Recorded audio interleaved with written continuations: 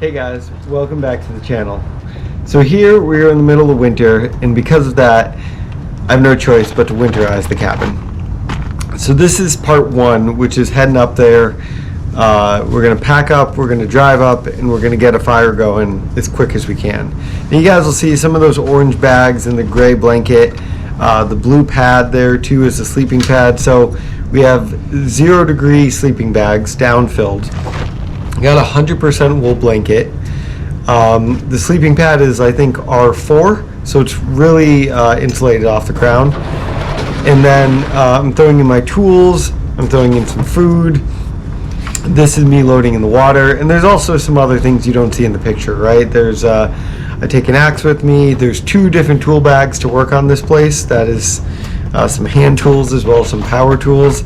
I always take, as a precaution, I have a 22 in there with me that I take.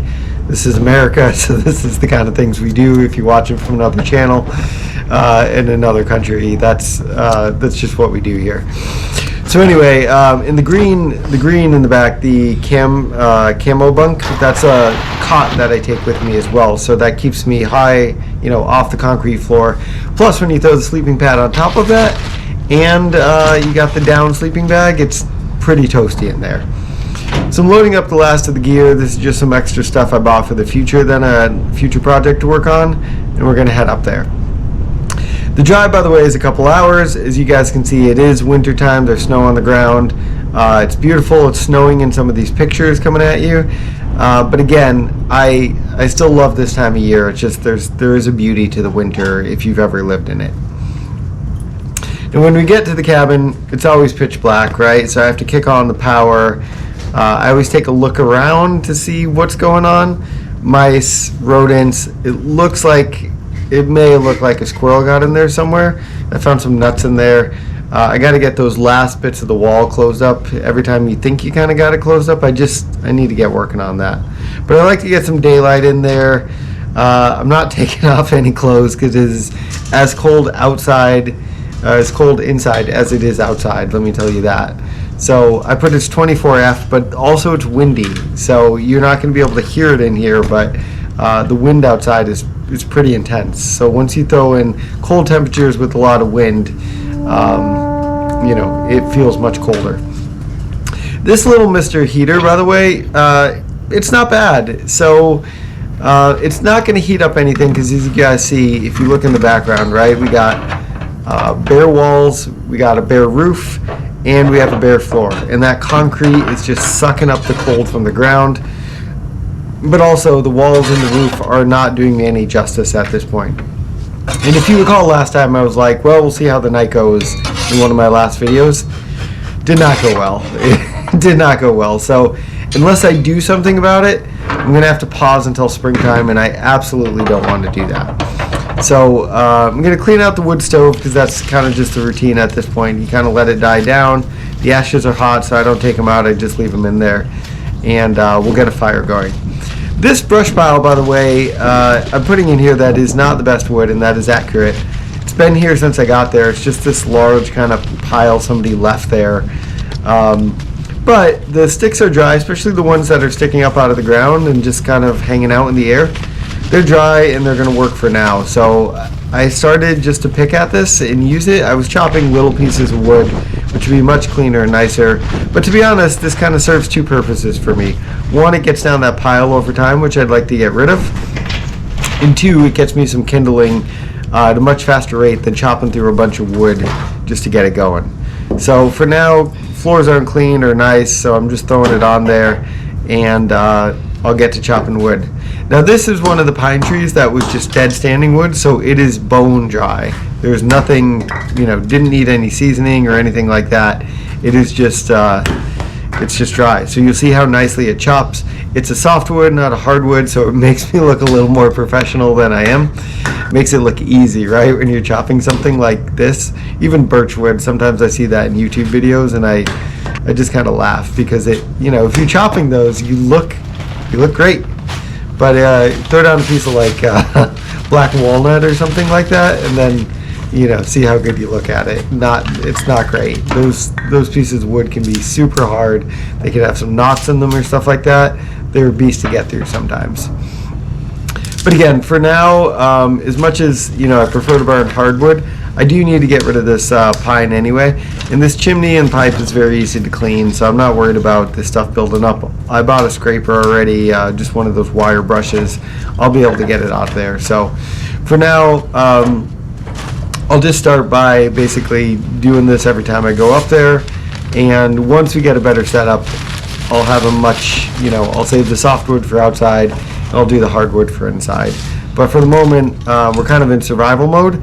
So while we're in survival mode, we're just going to do what works, right? Sometimes that's what you need to do, is whatever works. I've been bringing also newspaper with me, as you can see. So that's just what I use to get it going. I've seen some people use little blow torches or stuff like that. It's actually probably a really good idea, but I don't have one. Newspaper's working just fine. It's free. It's just like an advertisement that's delivered to the house. So for now, I'm just going to use it and get it going.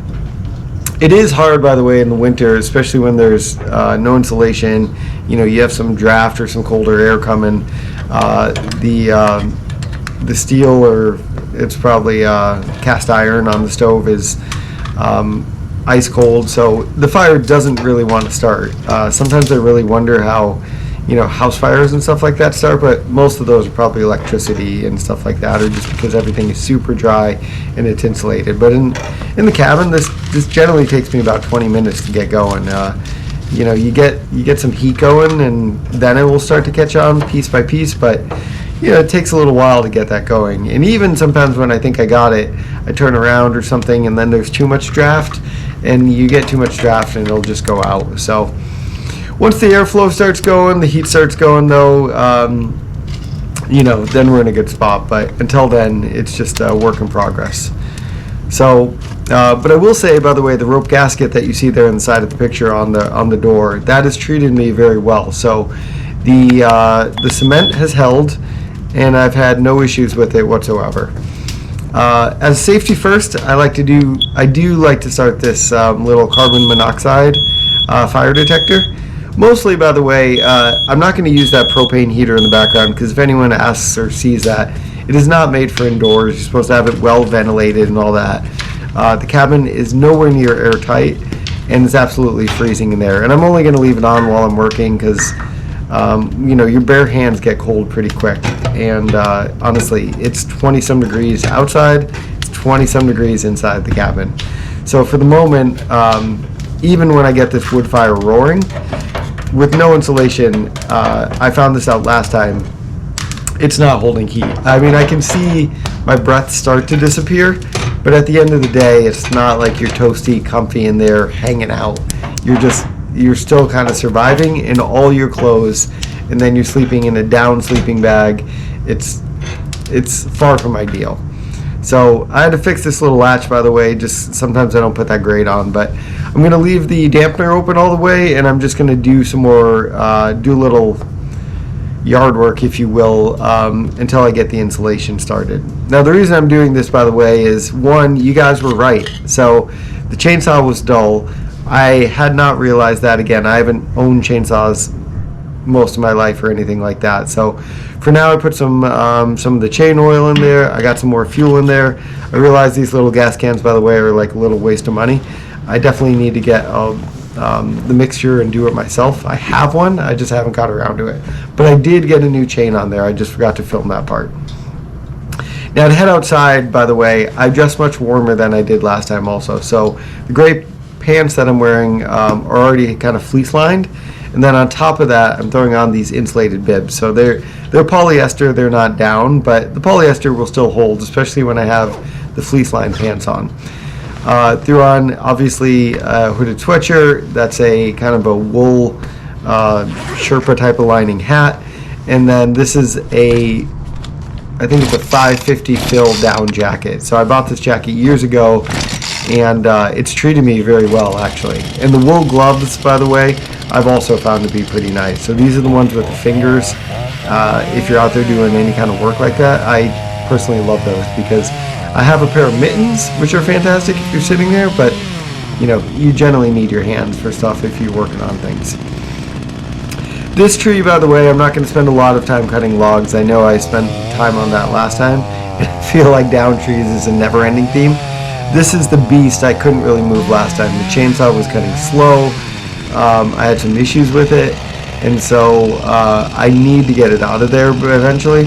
Plus, it'll be some good firewood, right? It's not, some of it's rotted along the way. There's some holes in it, but it'll do me decent. And I need, with the snow and getting by in a vehicle, I'm coming pretty close to getting by it, and so especially if I need to get out of there at night or something like that, I just feel like this is a better option just to get rid of it as quick as I could.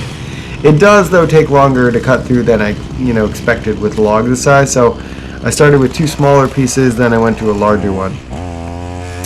On the 4th piece, in what turned out to be my last piece coming up here, by the way, I got that thing stuck. So I thought the ground looked pretty even.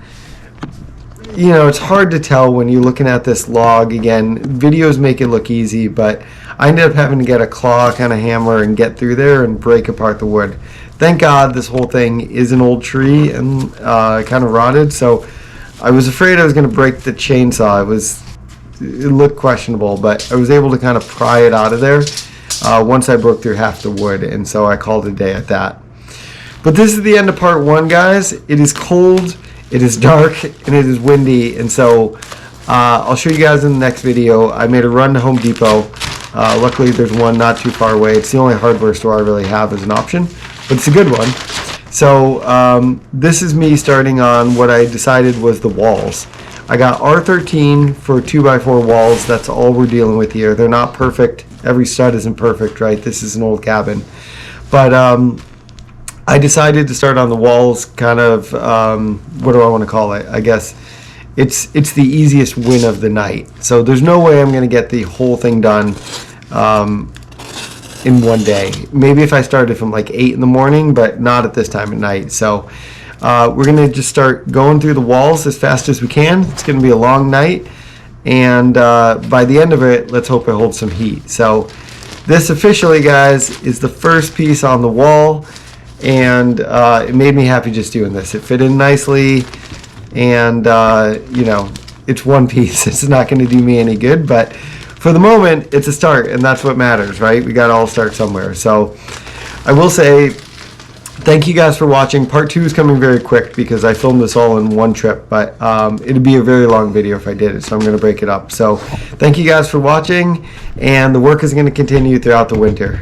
All right, see you guys.